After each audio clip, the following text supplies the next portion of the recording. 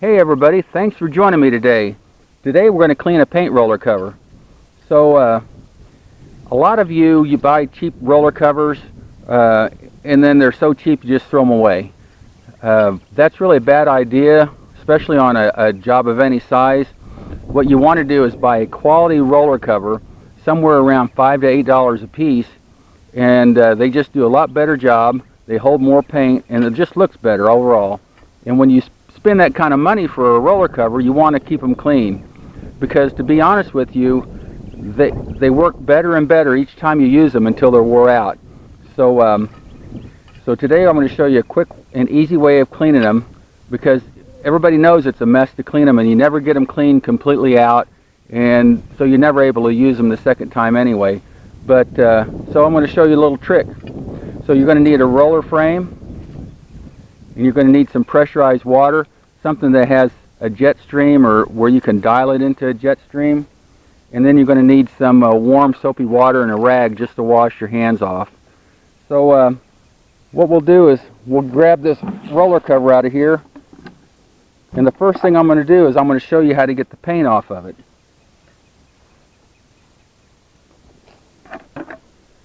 So you take your roller cover out, and it's just packed full of paint. Keep from taking a putty knife and scraping this paint off. The reason being is because you're going to pull a bunch of those hairs off and fibers.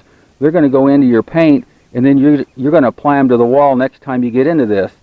So it's going to be messy, but what I recommend is either take a butter knife with a round handle, something round, and screed off this paint. But I just do it with my hands,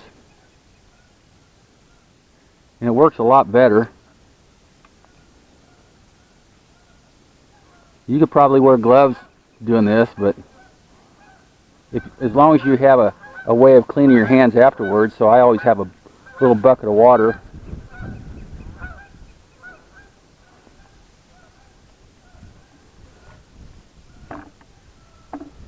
This gets it way cleaner than a putty knife would do anyway. So you're going to have paint inside, which is really hard to get out. So we're going to take our roller frame and push that paint out, like so. So we've got most of the paint out of here. Now we're going to lay the roller cover over the side, and I'm going to take this bucket of water and rag, wash my hands off. You can also just use the hose, but I don't have it turned on yet.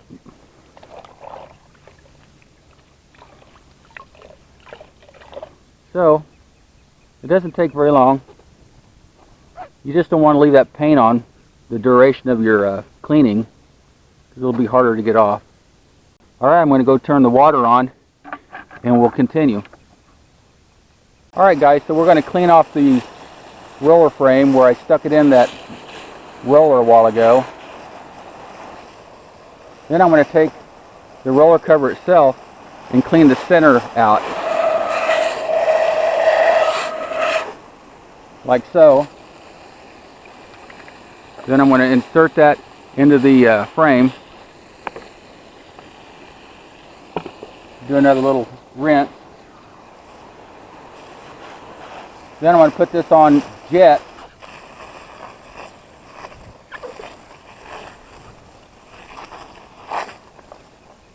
And I'm going to hold the frame like this.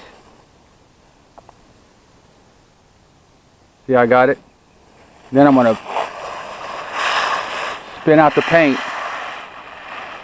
And you want to hold it where it's not going to, spin the paint on you.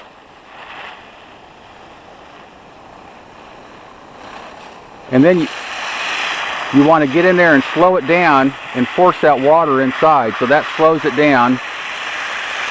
And then you come out to when you come out to the outside of the fibers there, outside the roller, then it spins faster.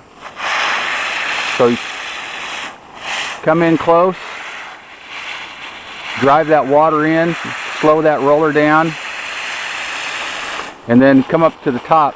Just barely catch a few hairs and really spin that paint out. You can already see it looks brand new. Look at that. So we're going to do it a couple more times. Drive the paint in.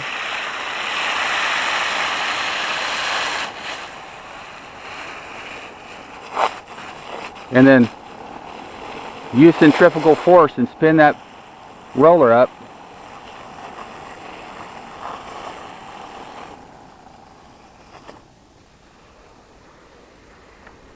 There you go. Like new. So I'll show you what we're going to do next to get it to dry out nice and even. Alright guys, the next thing you want to do is make sure your hands are real clean, because you don't want to transfer paint on back onto the roller.